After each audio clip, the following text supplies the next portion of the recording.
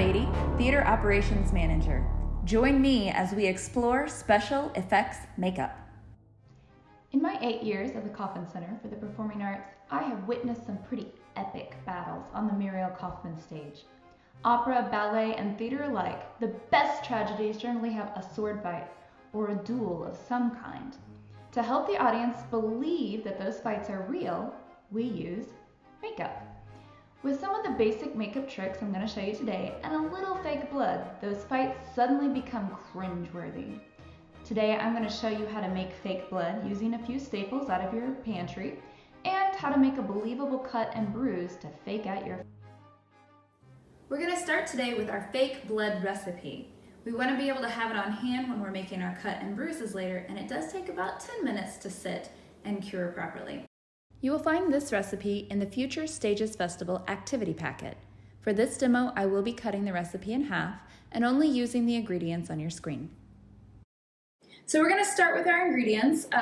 Corn syrup, you can use light or dark. I'm going to use light corn syrup today, mostly because we're doing a fresh cut.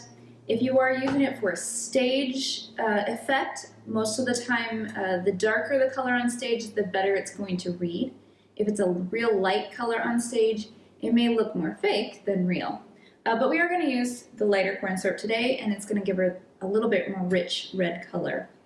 You also are going to need some water and some cornstarch and some basic food coloring.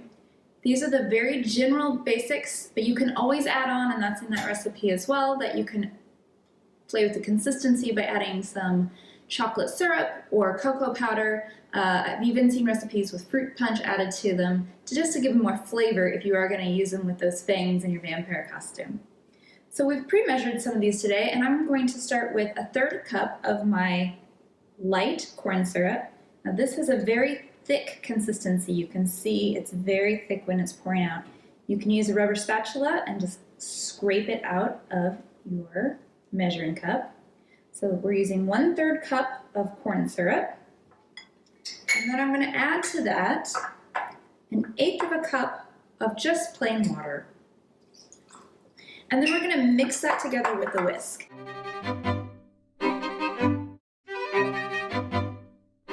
Then we're going to add in our food coloring. Now we're going to start with red. Everyone knows the base color for blood is red. And I'm going to use about 1/4 cup of red food coloring. Add just a little bit more here to my recipe. And we're going to pour that into our bowl. Food coloring can stain your clothes, so keep that in mind if you are using a rental costume. I do have an option to put some just basic laundry detergent or dish detergent. I prefer clear over blue, but that will help with the consistency of the blood, and it will also wash out later. So you can see as we're mixing this together, our food coloring, straight up red, is pretty light colored. It doesn't look very much like blood yet. It just looks like red jello. So we're going to add in a couple other colors just to give it a little bit more of that realistic feel. So we added about 1/4 teaspoon of red, and now I'm going to come in here and I'm going to add about 3 drops of our blue. And I recommend adding one at a time just to kind of start seeing how dark or consistent that color is going to be. So we're going to add just a couple more in here. Again, the darker your blood is, the more realistic it's going to play on a stage. But if you're just trying to use this for a Halloween costume or maybe just playing April Fool's joke on someone, you can go a little bit lighter with your at-home colors. And now that we've added our 3 drops of blue, I'm going to do just one single drop of the green into this mixture. And we're starting to get a nice dark color, but it is pretty runny. And so we're going to thicken it up with a little bit of cornstarch. Cornstarch is the kitchen's best friend when it comes to thickening up recipes. So we're going to add in 1.5 teaspoons. And remember, it's always wise when you're cooking or making fake blood to make sure that your spoon measurements are leveled off at the top. So we're going to add just a little bit of that starch in there, and we're going to whisk it again. So now that we've got it whisked and we have a good color, we're going to let it sit for 10 minutes, and we'll come back to this when we're ready to add it to our effects. So we're gonna start with Keegan as our model today, and we're gonna start with just a basic foundation that we're gonna put onto his arm. Now, you'll do this wherever you're putting your wound or your bruise. And we're gonna use Keegan's arm because it's a little bit bigger space for us to work with. You wanna try and match your skin tone in that location if you have a cream-based makeup. You can skip that step, but it just helps it set a little bit better later on. Now we are gonna start with an open wound for Keegan. And what I'm gonna use is called a nose and scar wax. And this is just a very simple flesh-colored wax that we're gonna use on Keegan's arm. And what we do is we scrape a little bit out of the container here, and we're gonna just play with it in our hands, mold it just a touch, and you can put it on where you want your open cut to go. Now the fun thing about scar wax is you can create scars, you can create open cuts, and you can make it really look gory, and it's really pliable, so you can just kind of smush it down into the arm. Now if you don't have this, no worries, similar principles can work. You can also use liquid latex if you are able to get that from a makeup store. And liquid latex is even more fun because you can play with all kinds of wounds and bubbles and disgusting boils on the skin. Now what I've done here is I've built this up just a little bit on Keegan's forearm so that we have a bit of a puffiness that's gonna happen. Now remember, if you're building your wounds to go onto the stage, the bigger and gaudier, the better you're probably gonna be. Now I'm gonna take my cream-based makeup and I'm gonna just go back over this wound again to help, or this wax to help it blend in and look more like a flesh wound and less like a added piece to his arm. Now makeup is fun because you can get as much or as little of an effect as you require. And for the stage, you want it bigger. If you're just playing a prank on a friend for April Fool's Day or you're creating something for a movie, you would want to make it a little less obvious. Now that we've created our little wound here, we're gonna kind of bruise it up a little. Now remember, when you have a bruise, the older the bruise, the more yellow it's gonna be, and the fresher the bruise, the more purple it's gonna be. I'm gonna use just a basic sponge. This is a two-sided sponge. It's got kind of a texture to it. Normally you would want to use a stipple brush, but we're going to use some household items today so you can recreate this look. I also have a color wheel here, and these come in different skin tones, but basically if you have a blue, brown, and some pinkish colors in there, you're going to be pretty good. Purples also work. If you're going to do more of a bruise, then you're going to be able to do this with more purples. But if you don't have cream makeup or stage makeup at home, you can use purple eyeshadows and brown eyeshadows and get the same effect. Now we're gonna stipple this on, and this is, like I said, this isn't quite a stipple brush, but it's a little bit wider than we want, so we can kind of tamp it down. And if it starts getting too purple or too pink or whatever color, you can always add just a little bit. This is just translucent face powder. And most of the stuff you see today I'm using is available at local theatrical shops where you can buy them online. But again, you can also just use your normal face powder that you find in your mom's makeup drawer. Don't forget to ask to use it. So we're gonna powder a little bit of that on, and we're just gonna kind of try and tamp down some of that coloration. We don't want it too dark. Next, I'm gonna come in here with a little bit of red. I'm gonna use a different portion of my sponge, and I'm gonna get a little of that red on there, and I'm gonna start getting closer to the wound. Now, when you have a fresh cut, it's gonna look more red right where you cut it. So we're gonna build this red up here pretty close to our wound, and we're gonna kind of work our way out, just real delicately. And you can be as bold or as light as you want with these colors. I'm going a little bit bolder today just to make it look that much more gory.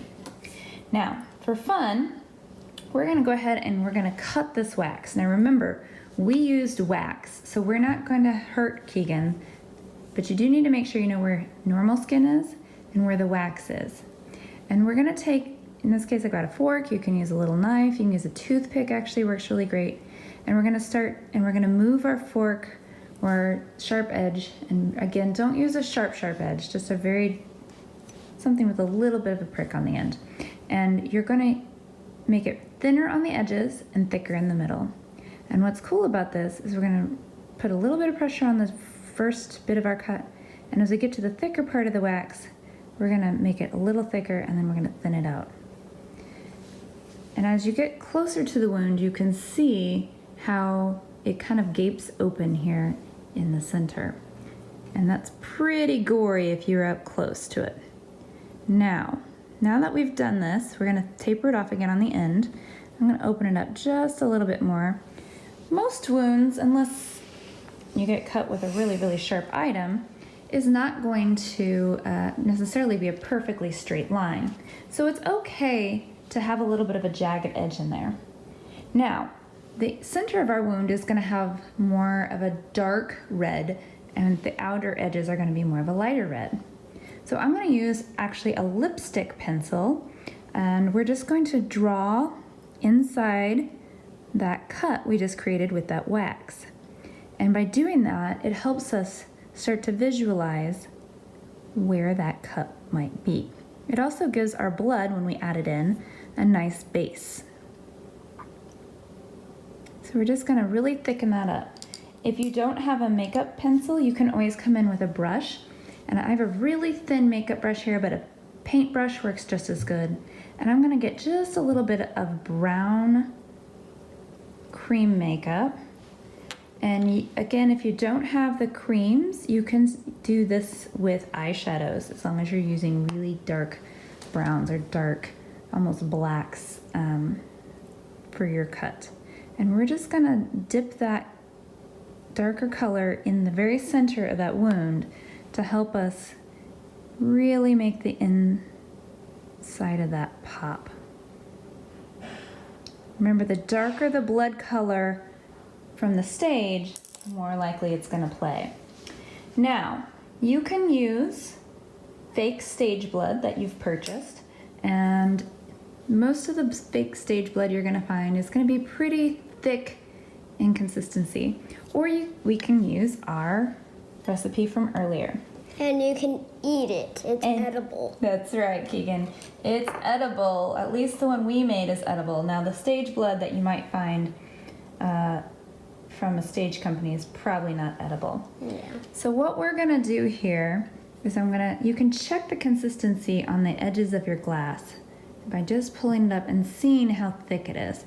You can add some thickness to it or some colors if you don't like the flavor, the flavor too, but if you don't like the consistency of it. And what we're gonna do is we're gonna take our Q-tip here with a little blood on it, and we're just gonna start dribbling it there in the middle of our wound. And as you can see, it's pretty dark, but that base color red that we added in there really helps. And this is a little bit runny, which is not a bad thing, because it's gonna give us an opportunity to let Keegan pick up his arm here in a second and see where that blood would flow if he'd been hurt for real. And don't be afraid to add some extra in there just to give it some effect. Now you can go back in here and we can add in a little bit more color if we want. Yellow is always a good option for an older wound, so I'm just gonna add just a touch of the yellow on the outer edges, just to give it a little bit more flair. And you can see that blood is starting to pool like it's actually bleeding. Now, if you don't want it to continue to roll down your arm, you want to keep that wound just like it is, you might want to sit there and let it dry. It will dry after a few minutes. It won't dry completely. It will still look liquidy, but it will at least start to congeal a little bit. And so you can do that as an option, or you can actually turn your arm and just let that blood kind of flow off as if you just got hurt. And that's a quick and easy way of doing a cut with stage makeup.